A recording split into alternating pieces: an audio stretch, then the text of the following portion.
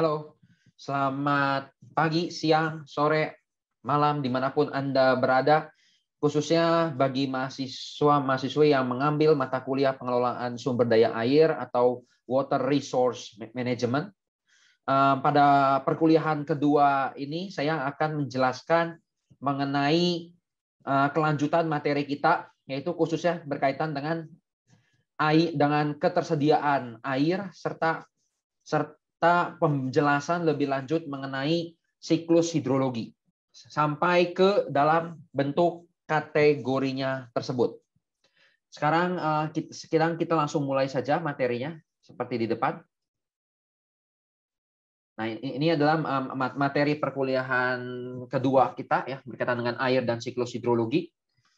Di mana pada video ini saya akan menjelaskan sampai dengan materi penjelasan rangkuman terkait siklus hidrologi, sedangkan nanti macam-macam jenis hidrologi dan sebagainya akan diberikan melalui perkuliahan secara sinkronus melalui Zoom ya. Bagi kalian di luar mahasiswa perkuliahan ini yang ingin untuk mempelajari tentang materi yang tidak ada di sini, mungkin bisa langsung diminta melalui via ke WA saya sekaligus seperti itu. Oke, jadi ini adalah capaian pembelajarannya, yaitu mahasiswa-mahasiswa mampu menjelaskan mengenai siklus hidrologi di alam sebagai asal dari sumber daya air, klasifikasi, ya, serta komponen utama siklus hidrologi dalam aspek PSDA.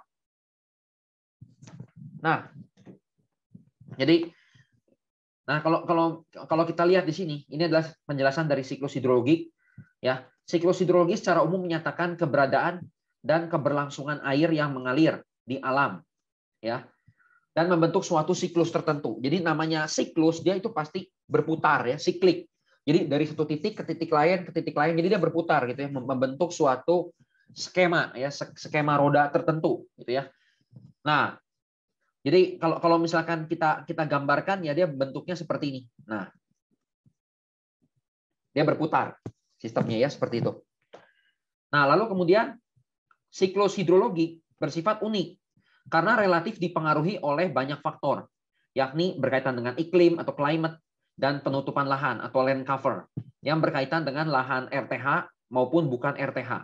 Ya, jadi hidrologi itu tergantung oleh cuaca. Kadang-kadang misalkan ada suatu area cuaca kering ya atau arid sama area yang cuacanya basah atau hujan, itu kan pasti berbeda ya. Maksudnya daerah yang lebih kering itu pasti ketersediaan air pasti lebih sedikit dibandingkan daerah yang istilahnya didominasi oleh iklim yang kering gitu kan. Yang basah, sorry. Iklim yang hujan gitu kan. Jadi kalau iklim hujan itu biasanya kan ketersediaan airnya lebih banyak, kurang lebih seperti itu. Nah, jadi kalau dilihat di sini berarti ada dua kategori, yaitu RTH dan bukan RTH. RTH itu apa sih gitu ya? RTH itu adalah singkatan dari ruang terbuka hijau.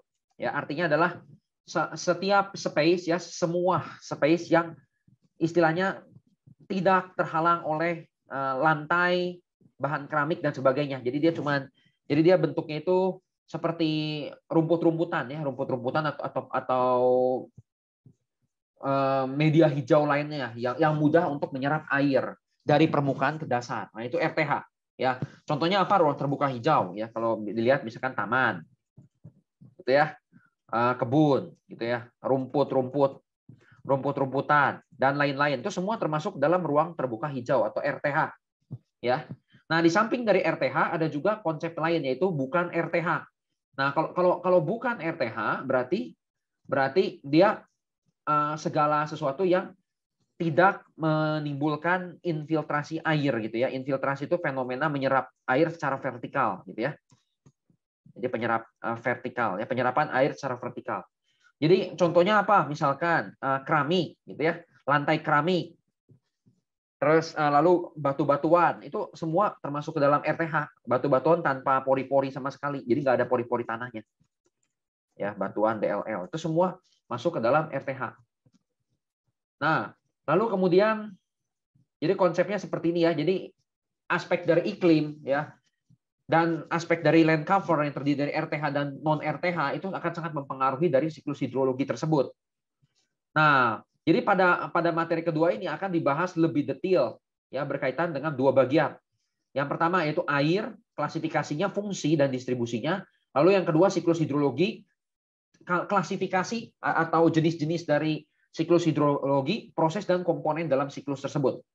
Ya. Jadi siklus hidrologi ini akan selalu menjadi prioritas utama dari salah satu program dari United Nations Development Program atau kita kenal dengan istilah UNDP tahun 2006 gitu ya. Jadi UNDP itu adalah kalau salah satu kategori ya atau kajian dari United Nations atau PBB ya. Jadi UNDP itu mengembangkan sistem dari siklus hidrologi yang berkelanjutan atau sustainable water resource system. Kok seperti itu kurang lebih. Nah, lalu kita masuk ke konsep air ya.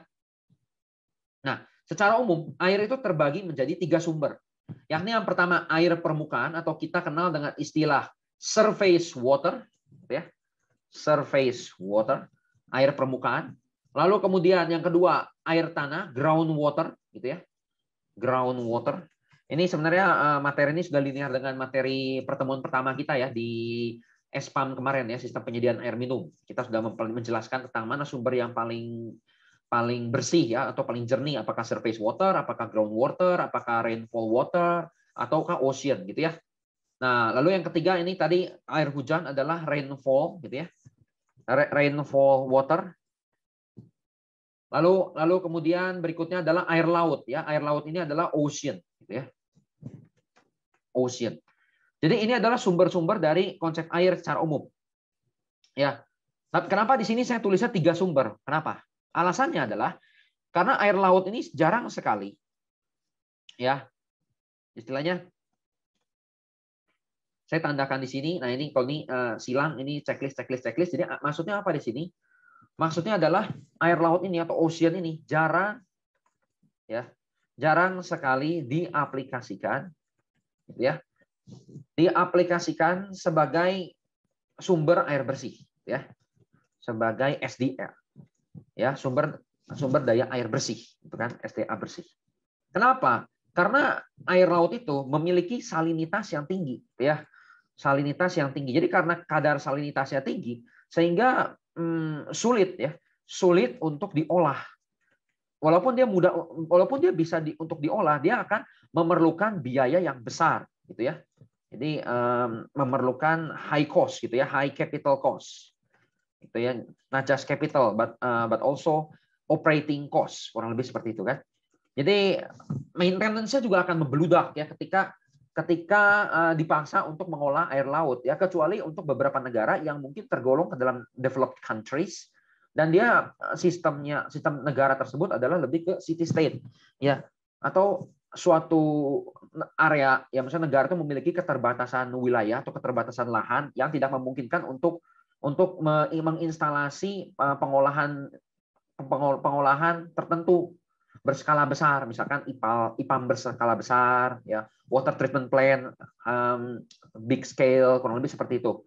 Nah, sehingga solusinya adalah mereka terpaksa untuk melakukan desalinasi, gitu ya, melakukan desalinasi terhadap air minum. Nah, proses desalinasi terhadap air minum ini salah satunya cara ya yang dilakukan oleh negara tersebut ya. Salah satunya adalah Singapura. Nah, hanya setelah Singapura yang saya ketahui mereka menggunakan ini ya, dan juga beberapa negara di Eropa ya seperti Monaco dia juga menggunakan desalinifikasi terhadap air laut dan sebagainya ya. Tapi sebagian besar tidak. Jadi makanya berdasarkan general di sini makanya hanya ada 3 sumber saja yang biasanya diimplementasikan, yakni yang pertama air permukaan, yang kedua air tanah, gitu ya, air tanah, air permukaan, dan lalu kemudian air hujan, seperti itu. Nah, lalu kalau kita lihat ternyata air itu secara geografis yaitu mendominasi sekitar 70% permukaan bumi, ya, yakni sekitar sekitar 1,3 miliar ya, 1,38 miliar kilometer persegi ya. Atau total 70% bumi. Jadi kalau misalkan kita punya bumi ya, nih di sini saya akan gambarkan bumi kan bulat ya. Nah, seperti ini. Walaupun dia tidak serta-merta 100% bulat karena dia memiliki kemiringan sekitar 23,5 derajat terhadap sumbu kutubnya. Nah, jadi kalau kita bisa memiliki bumi, lalu di sini misalkan ini ada pulau Sumatera, ada pulau Jawa, gitu kan, misalnya Indonesia ada banyak pulau-pulau lah ya, dan juga Asia, Afrika, Eropa, Amerika dan sebagainya, misalkan ini banyak benua. Nah, di sini itu ternyata air itu sudah mendominasi gitu ya. Jadi kalau yang merah ini air, berarti air ini sudah mendominasi sebagian besar dari komponen-komponen air di bumi tersebut gitu ya. Nah ini, jadi air mendominasi gitu ya. Air mendominasi isi di bumi. Makanya kalau kita lihat bumi dari jauh berdasarkan foto satelit, warnanya itu biru. Kenapa? Karena dominasinya air. Walaupun untuk beberapa benua yang besar, mungkin misalnya benua Asia besar yang terbagi jadi Asia Selatan, Asia Timur, Asia Tengah, Asia Utara, gitu kan? Dan Timur Tengah kurang lebih seperti itu tetap terlihat daratan jelas, tapi untuk daerah-daerah lain, contohnya negara-negara kepulauan seperti Indonesia, itu tidak akan terlihat pulau-pulaunya. Itu yang terlihat cuma ya biru saja di atas langit. Kurang lebih seperti itu. Karena air yang mendominasi negara tersebut. Nah, lalu kemudian persentase sumber daya air. Nah, ini adalah beberapa persen sumber daya air ya. Dari 70% dari segini. Nah, persentase sumber daya air itu 3%-nya adalah air tawar, gitu ya. Jadi 3% dari 1,38 miliar adalah air tawar, gitu ya. Berarti estimasinya sekitar 400 jutaan ya kurang lebih. Sekitar 400 juta, lebih dari 400 juta kilometer air tawar, gitu ya. 40 juta kilometer persegi ya air tawar karena 3%. Lalu 67% adalah es. Jadi es itu sebenarnya tidak bisa diimplementasikan. Lalu kemudian di sini 19% ya kalau kalian perhatikan di sini 67% es, 19% itu tidak layak pakai atau air yang sudah tercemar gitu ya. Air dengan tingginya kadar organik dan nutrien. Jadi karena kadar organik dan nutriennya terlalu tinggi, jadi tercemar airnya gitu kan.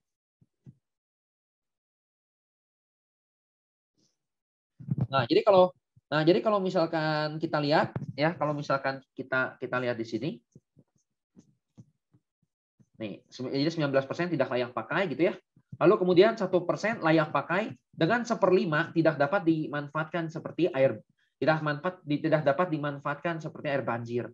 Jadi kalau kita lihat di sini berarti 3% tambah 67 tambah 19 saja sudah 89% gitu ya. 89%. Lalu cuma 1% layak pakai, berarti 90%. Gitu kan? Nah, 90%, 67% beku, 3% air tawar, gitu kan? 19% nggak layak pakai, ya. 10% ada di bawah tanah. Ya, ini saya lupa ya. Saya lupa masukin 10% ada di bawah tanah atau groundwater ya, groundwater system. Ya, jadi lokasinya ada di bawah tanah, kurang lebih seperti itu. Dan sisanya 1/5 lagi tidak dapat dimanfaatkan seperti air banjir, gitu. Ya, nggak bisa dipakai, gitu ya. Jadi berarti dari sekian banyak ini kalian bisa hitung sendiri berapa itu, ya. Dari 1,38 miliar hanya 1% saja yang layak pakai. Berarti kan kurang lebih sekitar 13,8 juta. Nah, 13,8 juta dikali ternyata cuman 80% dari mereka yang bisa dimanfaatkan atau 4/5 gitu ya, cuma 4/5 yang dapat dimanfaatkan. Sisanya 1/5 lagi tidak bisa dimanfaatkan sama sekali. Nah, jadi kalau kita lihat berarti nilainya menjadi 11 saja ya. Cuman 11 juta kilometer persegi. Ya. 11 juta kilometer persegi sumber daya air yang dapat dimanfaatkan. Ya. Sayangnya seperti itu. Ya, jadi istilahnya di sini terlalu sedikit gitu ya. terlalu sedikit sumber air yang bisa kita manfaatkan. Jadi makanya harus dimanfaatkan dan harus dilakukan recycling ya atau daur ulang secara berkala supaya air tersebut tidak musnah. Seperti itu. Lalu kemudian hanya 0,08% total air yang dapat dimanfaatkan oleh manusia dan makhluk hidup dari total. Jadi cuma 0,08% ya yang bisa kita manfaatkan. Kecil sekali ya gitu ya, kecil sekali. Kurang lebih seperti itu. Karena kalau kita lihat setelah dipotong-potong ya jadi sangat kecil. Kurang lebih seperti itu. Nah, ini adalah contoh dari penjelasan terkait dengan komposisi ya, komposisi air di muka bumi. Kalian bisa lihat, ini komposisi air di muka bumi ya. Ya, yang pertama ada fresh groundwater, lalu ada saline groundwater, lalu ada ice caps, glacier dan permanent snow, lalu kemudian biological water, gitu ya. Nah, ini kalau kita lihat ini sumber-sumber yang berbeda. Salin ini air laut gitu kan. Sekitar 0,94% ini dari penelitian yang lain menggunakan software USGS Earth Water Distribution gitu ya. Ini untuk setiap satu kubus kecil atau 1000 km kubik air gitu ya di bumi yang tersedia di bumi cadangannya. Dan ini sangat terbatas sekali. Lalu ada biological water ya, biological water itu air yang dihasilkan dari siklus biologis gitu ya. Jadi misalkan air urin ya. Terus misalkan dari fecal gitu ya, dari fecal makhluk hidup, gak cuma makhluk hidup tapi manusia juga sama gitu kan. Nah, lalu kemudian ada juga air yang bersumber dari ice caps gitu ya. Ice caps itu berarti dari salju yang meleleh ya, yang meleleh biasanya ini disebabkan oleh global warming gitu kan. Jadi di sini itu ada dasarnya global warming ya. Global warming kan meningkatkan temperatur rata-rata kan. Sehingga ketika temperatur rata-ratanya naik, nah itu kan bisa mempengaruhi gitu ya. Nah, lalu kemudian ada lagi ground ice dan permafrost ya. Permafrost itu apa? Permafrost itu adalah es abadi gitu ya. Jadi kalau es abadi berarti ya hampir tidak mungkin itu atau impossible, tidak mungkin menjadi sumber air karena dia abadi beku ya kan. Jadi kalau abadi beku ya nggak bisa jadi sumber air. Lalu kemudian kelembapan tanah, soil moisture, lalu fresh lake, danau bersih itu sangat kecil sekali, cuma 0,00 sekian. Yang paling besar di sini ice cap gitu ya. Lalu ocean ya, pasti ocean paling besar. Ya, ocean kedua ice cap. Ya. Lalu ada air yang bersumber dari atmosfer. Biasanya air yang bersumber dari atmosfer ini biasanya terkait dengan aspek kondensasi. Gitu ya, kondensasi uap air menjadi H2O liquid gitu ya. Jadi uap air menjadi H2O liquid dikondensasi gitu ya. Itu di dalam aspek atmosfer. Nah, lalu kemudian air rawa, lalu kemudian sungai gitu ya. Jadi air rawa mewakili 0,08%, sungai mewakili 0,002%. Ya, ini swamp ya, swamp itu air rawa. Jadi ini banyak sekali kategori, tapi kalau kalian lihat dominasinya tetap di ocean, sea, and bays, gitu ya. Jadi segala yang berkaitan dengan laut, gitu ya. Nih. Semua yang terkait laut ya. Jadi kalau kalian lihat di sini, sebagian besar ya sumbernya dari sini kan, bersumber dari laut, gitu ya. Dari lautan. Kurang lebih seperti itu.